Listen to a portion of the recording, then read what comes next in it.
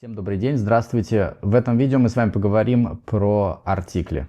Тема артиклей – самая сложная тема для изучающих английский язык, потому что во многих языках их просто нет. Когда в нашем родном языке чего-то нет, нам очень сложно это понять и осмыслить. Present Perfect – классический пример. Нет у нас такого. В русском языке все выражается прошедшим временем. Артикли. Сегодня мы поговорим про очень такую, знаете, нишевую тему. Несмотря на то, что на каждое правило можно найти 10 тысяч исключений, сегодня я попытаюсь немного приблизить логику, if you will, к тому, как артикли ведут себя в английском языке.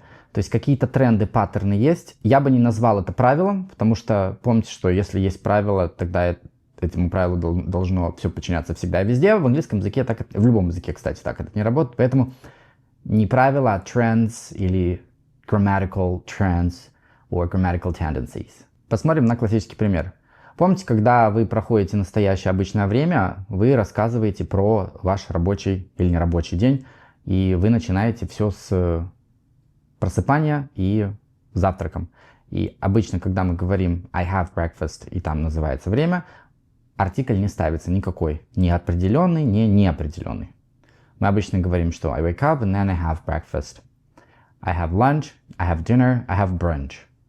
Артикль не требуется. Но, когда мы говорим, какой это ланч, какой это завтрак, вы не замечали, что всплывает артикль и ни у кого не возникает вопросов? Например, I had a big breakfast. Or I had a big breakfast at 7 o'clock. То есть, если мы уберем прилагательное big, I had breakfast at 7 o'clock. Артикль тоже теряется.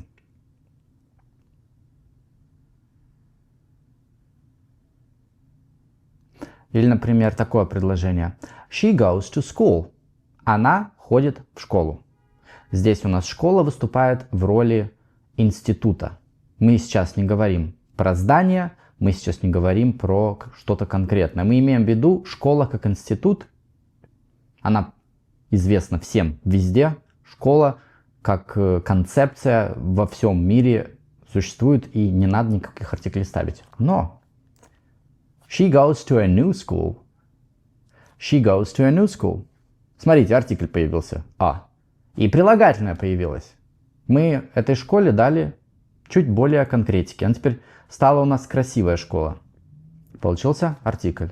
А если мы еще скажем She goes to the new school downtown, тогда вообще отрыфляги происходит, потому что здесь артикль меняется с «а» на «the». Почему? Потому что здесь приходит на помощь modification. Modification в английском языке — это когда вы используете существительное или любое другое слово, или даже прилагательное для того, чтобы описать еще точнее предмет, то есть добавить информации, сделать его очень specific, очень конкретным. Окей, давайте разбираться с завтраком. Значит, из этих двух примеров вы можете сделать вывод, что существует pattern, некая закономерность, когда мы добавляем прилагательное к существительным, которые могут быть как uncountable, так и countable, неисчисляемые, так и исчисляемые. Мы можем перевести их из одного разряда в другой. Когда мы используем слова такие, как школа, например, или prison, тюрьма, или church, шикарное соседство просто, тюрьма, школа, церковь.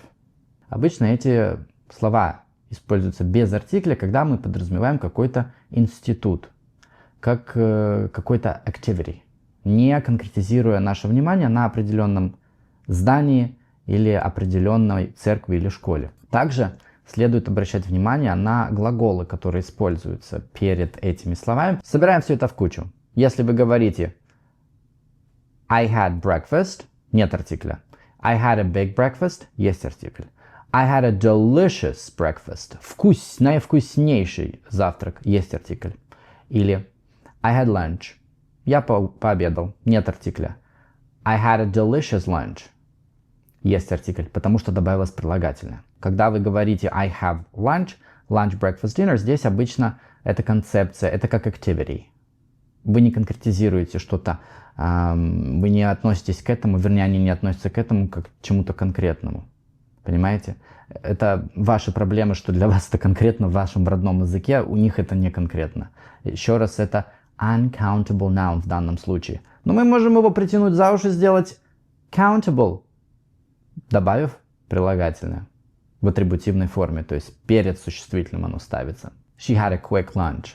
Quick lunch – это словосочетание «быстро пообедать». То есть выводим тренд. Modification makes it specific.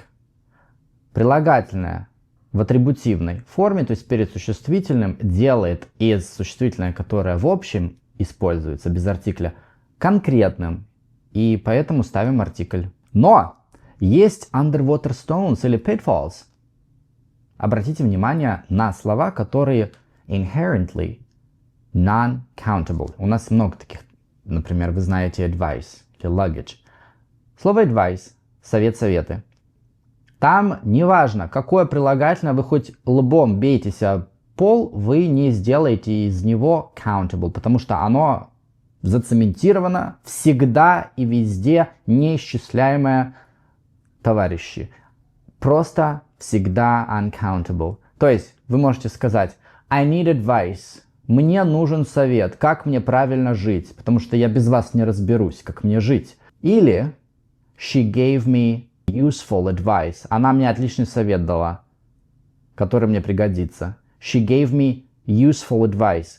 Казалось бы, сделали прилагательное. Давайте поставим артикль A. She gave me useful advice. Ни хрена. Все, advice это исключение. Вы просто запомните. Что же у меня сегодня с русским-то? Просто запомните это и не возвращаемся к этому. Едем дальше. Дальше вообще будет темный лес. Поэтому можно выпить. They go to church.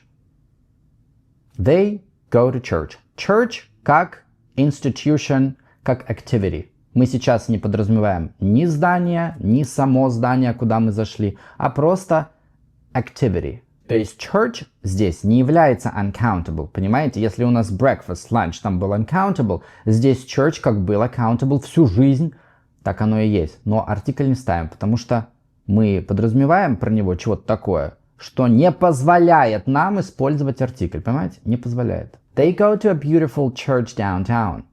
They go to a beautiful church downtown. Здесь происходят разные события. They go to a beautiful church – это modification в атрибутивной позиции. Мы используем прилагательное. Beautiful артикль ставим, конкретная школа появилась. Да еще там и downtown у нас появился. Что оно в даунтауне, какая-то там красивая церковь в даунтауне. Но не конкретизируем полностью. То есть, когда мы такое говорим, собеседник не знает, что за церковь, поэтому мы не говорим the. Хотя можем поставить, если хотите. Давайте сделаем. Я по глазам вот вижу, вот там сидит женщина, говорит, давайте the, Кирилл, ставьте. They go to the beautiful church downtown. Здесь я поставил артикль the, потому что контекст я поменял. Вы о нем не знаете, я вам сейчас его расскажу. Я и вы знаете, что это за церковь. Может быть, я на прошлой неделе вам про нее рассказывал. Помните, ну та церковь, которую я упоминал, поэтому и они туда пошли. The beautiful church downtown. Вот это вот downtown, это очень важное слово, потому что the beautiful делает из да что ж такое с русским-то у меня сегодня? Beautiful делает из церкви как activity конкретное здание, а downtown добавляет еще конкретики. То есть это, знаете, два, так сказать, штрафных. То есть запоминайте. Church, school, prison. Когда вы используете глагол go или глагол be с этими тремя существительными, они играют роль как какой-то организации или просто как activity. Поэтому никакой артикль не нужен. То есть go to prison – загреметь. Go to church, go to school. То есть, когда вы так говорите, подразумевается, что вы, так сказать, участник. Вы там либо пациент, либо prisoner. Если мы поменяем глагол, например, хотим сказать, что человек работает в тюрьме или в школе, здесь подразумевается уже не activity. He works in a school, she works in a prison, в какой-то тюрьме, в школе. He works in a church. Здесь просто место. То есть глагол work все нам похерил, все наши правила, тенденции отменил. Когда вы находитесь на высоком уровне владения языком, полезно делать такие разборы, потому что вы можете на многие вопросы себе ответить. Но если вы меня сейчас смотрите, вы начинающий пользователь ПК, вы только свой путь начали, не нужно вам вот так это запоминать, рано не доросли. Поэтому просто запоминайте, что глагол go to, не артикль не ставим. Go to church, go to school, go to prison. Be in school, be in church, be in prison. Никакого артикля. Но только поменяли work и все остальные ставим артикли. Какие? Там уже по ощущениям. Если вы еще сидите, а не лежите от всей этой непонятной информации, я сейчас так последний в голову добью, так сказать, поэтому drink up. Представьте себе, что они ездили в Сан-Франциско, и там у них была экскурсия. They went to San Francisco and toured a prison. Поставил артикль, потому что мы не go prison, у нас не in prison, а они там просто как посетители. Поэтому мы не знаем, что за тюрьма там была. Сейчас мы сделаем из этого конкретного предложения, добавим еще больше конкретики. They went to San Francisco and toured the prison downtown. The prison downtown. Вот это слово downtown нам добавляет настолько много конкретики, что артикль a просто не выдерживает давления, превращается в the. The prison downtown. Обращаю ваше внимание на то, что downtown это одно из слов по типу home, когда мы не используем предлог. One big takeaway. Что из этого всего бреда, который я только что нагородил, вам желательно запомнить? Значит, если у вас перед существительным используется прилагательное, там нужно быть внимательным, потому что какой-то артикль может всплыть. А, либо the.